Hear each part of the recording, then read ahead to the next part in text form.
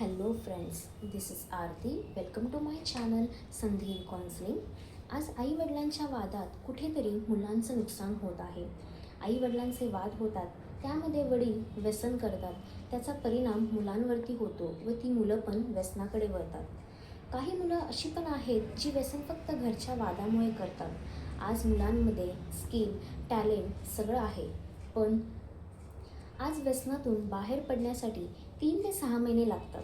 त्यात तरुणपणाचे सळसळत रक्त असल्यामुळे मुलं व्यसनातून बाहेर पडतातच असं नाही. चोरून पण व्यसन करणारी मुलं आज आहेत. पेपरला वाचतो की खूप कमी वयाची मुलं व्यसनाच्या आहारी गेली आहेत. आज इगो इतका मोठा आहे की चुका होत आहेत आपल्याकडून हे कळत नाही. त्यामुळे आई-वडिलांनी वाद कधी, कुठे, कसा करायचा, किती ताणून ठेवायचं हे बघणे आहे व सगळ्यांनी मिळून मिसळून वातावरण चांगले ठेवणे ही काळाची गरज आहे.